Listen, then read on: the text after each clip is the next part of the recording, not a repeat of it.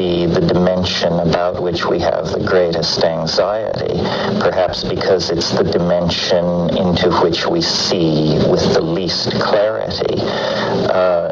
Numerous peoples throughout the world have dealt with this lack of clarity as far as time is concerned by developing various methods of divination or sortilege, as it's called.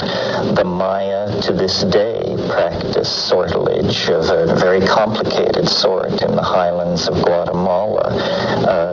African peoples have complex divinatory systems.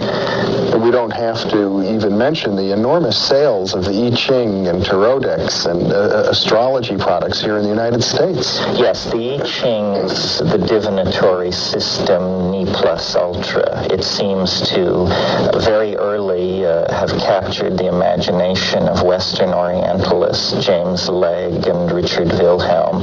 Their translations made it available to the Western world, and the psychologist Carl Jung, in inventing and discussing the phenomenon that he called synchronicity, popularized the I Ching by using it as an example of this particular phenomenon. And I know in the literature today, especially in transpersonal psychology, there are many psychotherapists who use the I Ching as a regular part of their practice, and parapsychologists have found striking evidence that the coincidences of tossing the coins in the I Ching do have psychological validity.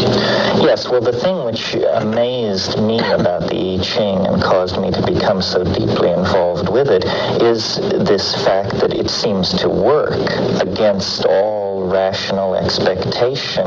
The carrying out of this random ritualistic activity seems then to give a reading which is in fact applicable to the unique situation.